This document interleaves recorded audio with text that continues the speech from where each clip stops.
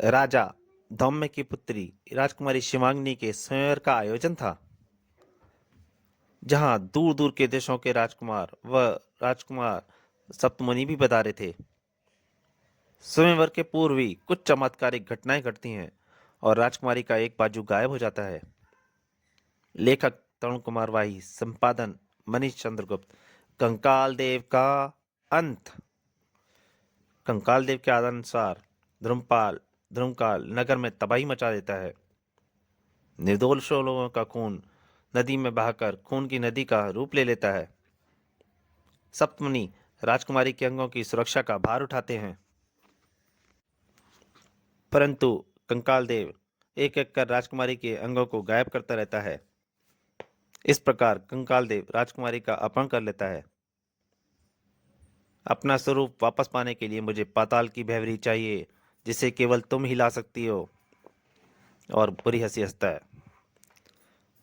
सप्तमुनि मिलकर महायज्ञ की अग्नि से प्रकट करते हैं एक शक्ति, महाशक्ति, जिसका नाम होता है शप्त शक्ति। ठहर जा शैतान, इतने सारे निर्दोष इंसानों को लेकर कहाँ जाता है तू? शप्त शक्ति शैतान ध्रुमकाल से टकरा जाता है। ध्रुमकाल अपनी चमत्कारी ध्रुम शक्ति के कारण शप्त शक्ति पर भी भारी पड़ने लगता है। यह सारा दृश्य सप्त मुनि भी देख रहे होते हैं और सप्त मुनि की पुकार पर प्रकट होते हैं तिलसिम देव और शप्त शक्ति को प्रदान करते हैं ध्रुमपान शक्ति। तिलसिम देव से शक्ति लेकर शप्त शक्ति ध्रुमकाल का अंत कर देता है और जय तिलसिम देव। यहाँ तक का कथानक आपने पढ़ा तिलसिम देव और कंकाल देव में। अब आगे क्या होता है प्रस्तुत चित्रकथा में पढ़ें। शप्त शक्ति तिलसिम देव के आगे नतमस्तक हो गया। आप धन्य हैं प्रभु, अगर आप ठीक समय पर प्रकट होकर मुझे धूम्रपान शक्ति ना देते तो मैं उस दोस्त धूम्रकाल का वध कभी भी ना कर पाता। वध शप्त शक्ति, अब हम धूम्रपान शक्ति तुमसे वापस ले रहे हैं। शप्त शक्ति के शरीर से निकलकर शक्ति की किरणें तिलसिम देव में समा गईं।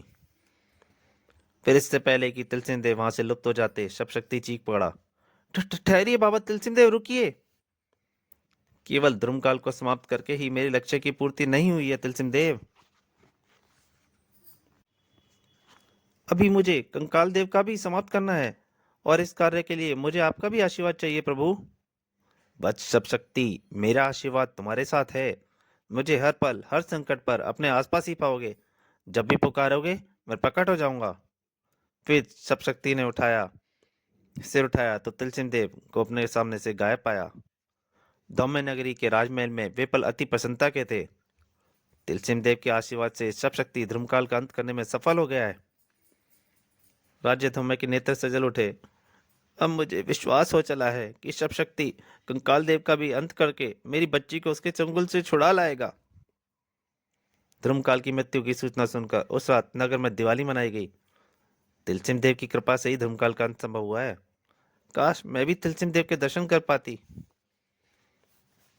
कहीं नदी के जल के रंग में परिवर्तन हो रहा था। यह परिवर्तन किसी के मन मस्तिष्क में खलबली मचा गया। यह क्या? पाताल नदी में बहता गायब हो रहा है। उफ, इसका मतलब धूमकाल इंसानों की अगली खेप लेकर पाताल नदी पर नहीं पहुंचा। क्यों? कंकाल देव की दहाड़ बादलों के समान गूंज उठी थी। ध्रुमकाल! ध्रुमकाल की ओर से कोई जवाब क्यों नहीं मिला मुझे? मेरी आवाज का प्रत्युत्तर ध्रुमकाल की तीसरी लोक से भी देने में सक्षम है। मुझे जवाब नहीं दिया करते कंकाल देव। ध्रुमकाल अब तुम्हें नरक लोक में ही मिलेगा। खामोश रहे गुस्ताख लड़की। अगर धूमकाल नरक लोक में मिलेगा तो इस पूरी पृथ्वी को नरक लोक बना दूंगा मैं। कंकाल देव ने एक गुफा का द्वार खोला। अस्थि योद्ध, बाहर आओ, कंकाल देव को तुम्हारी जरूरत है। कंकाल देव के इन शब्दों के साथ ही जैसे भूकंप आ गया। गुफा भरभरा उठी, विशाल चट्टानें तिनकों की तरह उड़ने लगीं। आखिर क्या था अस्थि युद्ध, कैसा था? उधर सप्तशक्ति सप्तमुनि के सम्मुख जा पहुंचा। आपके आशीर्वाद से मैं शैतान धर्मकाल का अंत कराया हूं सप्तमुनि। हम जानते हैं सब शक्ति। अचानक चौंक पकड़े महर्षि अष्टावक्र। कोई तूफान नगर की ओर बढ़ रहा है। तूफान? अस्थि युद्ध था वह तूफान जिसके आगे पर्वत और तूफान भी लड़खड़ाने लगते थे। हवाएं अपना रास्ता बदल देती थीं। नगर में प्रवेश कर जाए तो चिड़िया का बच्चा भी घोंसला छोड़कर उड़ जाता था। फिर इंसानों की क्या बिसात। यह धरती एकाएक क्यों डगमगाने लगी है। बादलों की गड़गड़ाहट जैसे स्वर गूंज रहे हैं, जैसे विशाल चट्टानें पर्वत से लुढ़कती आ रही हैं। इससे आगे कोई शब्द ही न बोल पाया। मच गई भगदड़। ये क्या है, भागो भागो, इसके रास्ते से हट जाओ। कैसा विचित्र हड्डियों की बला है। धर्मकाल की अभी आ दी है दूसरी मुसीबत। अस्थि युद्ध बला की तेजी के साथ निकट आता गया। निकट, ओ बचाओ बचाओ, और जिसके निकट आ जाता था वो उसको अपने अंदर समा लेता था। धर्मकाल कहाँ है। शब शक्ति के हाथों वह शैतान मारा जा चुका है। आज छोड़ दो मुझे। धर्मकाल का अधूरा कार्य अब अस्थि युद्ध पूरा करेगा। अस्थि युद्ध मौत के बंडर की तरह जीत इंसानों की लाशों में बदलता चला गया। पाताल नदी फिर होगी रक्त से लाल। अस्थि युद्ध अभी न जाने कितनी तबाही मचाता, कितनी लाशें गिराता। तभी उसे एक जोर की लात पड़ी। इस ठोकर के साथ ही रुक गया जादूगरी का वह अजीब व गरीब करिश्मा। अस्थि युद्ध को युद्ध के लिए ललकारने वाला जीवित नहीं बचेगा। कौन है तू। शब्द शक्ति। अस्थि युद्ध से युद्ध करेगा। मेरा युद्ध मानवता के हर दुश्मन से है। तुझसे भी लड़ूंगा। और ओ, अगला वार नहीं करेगा तू। सब शक्ति का वार पर अस्थि युद्ध का वार हुआ। धर्मकाल की मृत्यु का बदला तेरे हजारों टुकड़े करके लूंगा मैं। तुझे मैं पाताल नदी पर ले जाकर टांगूंगा। अस्थि युद्ध भयानक हुंकार भरता शब्द शक्ति पर झपटा। अस्थि युद्ध को समाप्त करना आवश्यक है। सप्तशक्ति ने अस्थि युद्ध को अपने पांवों पर ले लिया और उछाल फेंका। शक्ति ने महर्षि कोब्बल का सर्पास्त्र छोड़ा। जय महर्षि कोब्बल, अस्थि युद्ध का नाश कर। सर्पास्त्र एक विशाल सर्प बनकर अस्थि युद्ध से लिपट गया। ओह, एक काठ का सर्प फुंकार भी मारता है। ये तो मेरी अस्थियां हिलाई दे रहा है। जय कंकाल देव। और उसने सर्पास्त्र को पकड़ा और उसे गर्दन से उखाड़कर तोड़ दिया। सर्पास्त्र को नष्ट कर एकाएक अस्थियुद्ध ने अपना रूप परिवर्तित किया और उसके सब तरफ कांटे निकल आए और उसने एक शक्ति से टक्कर मारी। उफ। दूसरे ही पल शक्ति की चीख उसके कंठ से उबल पड़ी। हस्ती युद्ध से युद्ध करने चला था तू।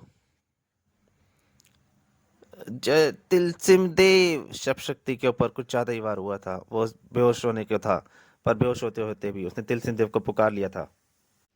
वत्स सब शक्ति। तिलसिम देव प्रकट हुए थे। उनकी किरणें सब शक्ति में समाती चली गईं।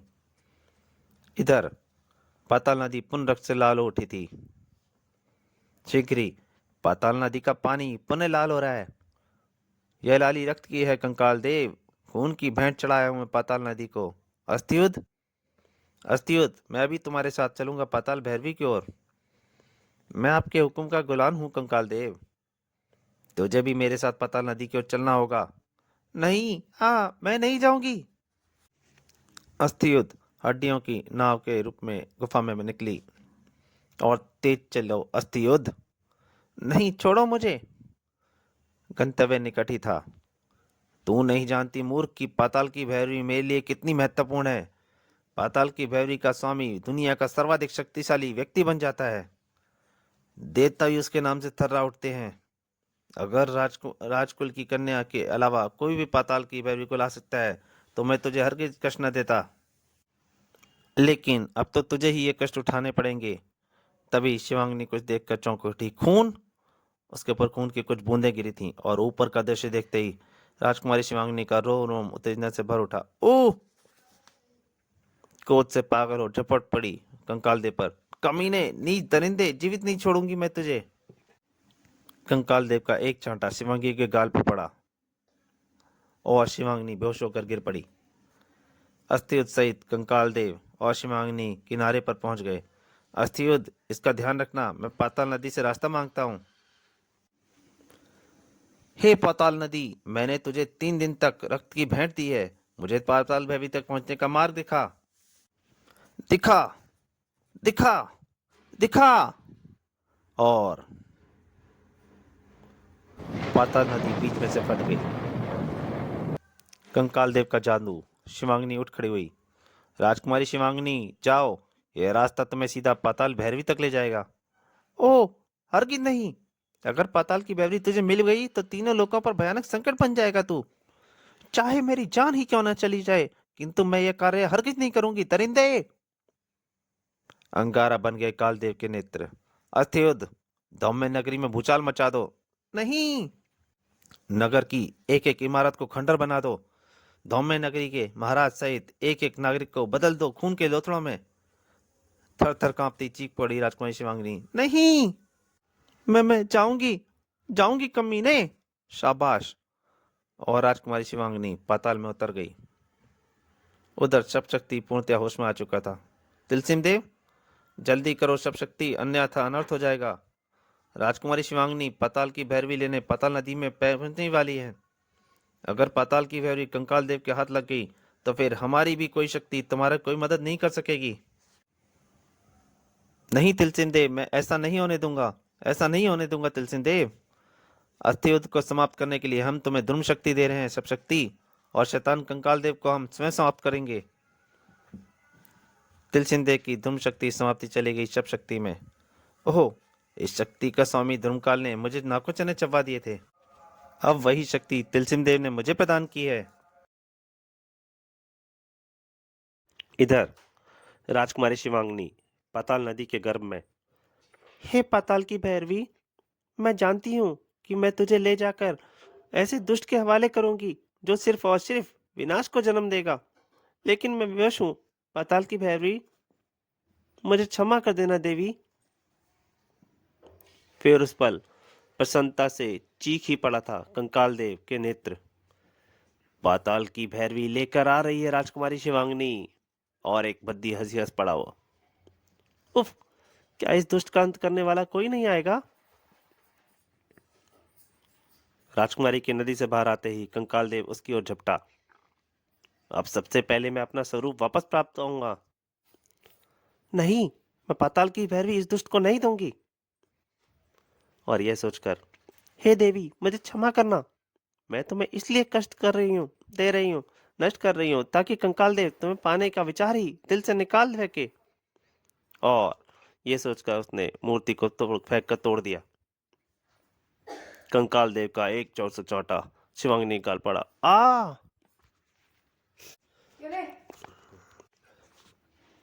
कंकाल देव गुस्से से पागल हो गया था। यह तूने क्या किया मूर्ख? मेरी आज तक की सारी मेहनत मिट्टी में मिला दी तूने। कमीने दुष्ट, काश कि मैं तुझे भी मिट्टी में मिला सकती। अब तू जान से जाएगी। तुझ जैसे शैतान का मंसूबा मिट्टी में मिलाकर इस बात का भी मुझे कोई गम नहीं होगा दरिंदे। तभी, घबराओ नहीं राजकुमारी शिवांगनी, ये दुष्ट बाल विवाह का नहीं कर पाएगा आपका। अब चौंकने की बारी थी अस्थियुद्ध की। तुम तूने कैसे समझ लिया कि तुझे मारे बिना मैं समाप्त हो जाऊंगा? इसे समाप्त कर दो अस्थियुद्ध। इसके मददगार की मृत्यु के पश्चात ही अब मैं इसे मारूंगा। इस बार अस्थियुद्ध के हाथों नहीं बचेगा ये। शब शक्ति ध्रुम शक्ति का धुएं में बदल गया। ओह, यह क्या? यह तो ध्रुव में परिवर्तित हो गया। क्यों कंकाल देव, ध्रुमकाल याद आ गया ना? अस्थियुद्ध का घूंसा चला, परंतु ध्रुम शक शक्ति फिर से ध्रुम शक्ति में परिवर्तित हो गया। अरे, मैं तुम्हें और वार करने का अवसर दे रहा हूं अस्थियुद्ध, ताकि कोई हसरत तुम्हारे सीने में शेष ना रहे। अस्थियुद्ध ने उसे पकड़ने की भरपूर चेष्टा की। उफ, इसकी गर्दन के स्थान पर मेरी मुट्ठियों में धुआं भर गया है। अस्थियुद्ध, इसी शक्ति की काट केवल धूम्रपान शक्ति है। मैं तुम्हें परंतु इससे पहले कि कंकाल देव अस्थियुद्ध को धूम्रपान शक्ति दे पाता, नहीं कंकाल देव, तुम अस्थियुद्ध को धूम्रपान शक्ति नहीं दोगे। उसी शक्ति को बीच में ही किसी ने रोक दिया था। शब शक्ति अस्थियुद्ध को समाप्त कर दो। जो आ गया तिलसिम देव। तिलसिम देव, शक्ति देव तिलसिम देव। अब आई अस्थियुद्ध की शामत। अस्थियुद्ध, अब तो तिलसिम देव की भी आज्ञा हो गई है, तेरा अंत अब निकट आ गया है। नहीं, कंकाल देव मेरी मदद करो। अस्थि युद्ध बच के भाग रहा था। आहा हा, और गूंज उठी चीख अस्थि युद्ध की। शक्ति, सब शक्ति के एक ही वार से अस्थि युद्ध के टुकड़े टुकड़े हो गए थे। अस्थि युद्ध की यह अंतिम चीख ही थी। यह सब देखती राजकुमारी शिवांगिनी भी चीख पड़ी, हे सब शक्ति, इस दरिंदे को भी इतने टुकड़े कर दो कि चील कौवों को भी खाने में असुविधा ना हो। घबराओ नहीं राजकुमारी, इसका वध स्वयं तिलसिम देव करेंगे। उससे पहले मैं तुम सबको समाप्त कर दूंगा। कंकाल देव ने अपना हाथ उठाया, तोड़ा और अपना हाथ तोड़कर राजकुमारी शिवांगिनी की ओर उछाल फेंका। ओह, मुझे राजकुमारी को बचाना होगा। शब शक्ति का पंजा कंकाल देव के पंजे में फंस गया। शब शक्ति आज पंजा भी लड़ाएगा। शब शक्ति उस पंजे से ही जूझता रह गया और इधर कंकाल देव की शक्ति से गिर गया तिलसिम देव, लेकिन सिर्फ कुछ पल के लिए। अगले ही पल अचानक तिलसिम देव का एक बाजू अपने स्थान से गायब हो गया। ओह, ये गायब शक्ति का इस्तेमाल कर रहा है। हा हा हा, तेरे हाथ में नदी की पक्षी मछलियों को हवाले कर रहा हूं तिलसिम देव। कंकाल देव ने बाजू नदी की ओर उछाला, किंतु वह वापस तिलसिम देव से आ जुड़ा। क्यों कंकाल देव, कैसी रही? कुछ सोचता हुआ एक दिशा में भाग खड़ा हुआ कंकाल देव।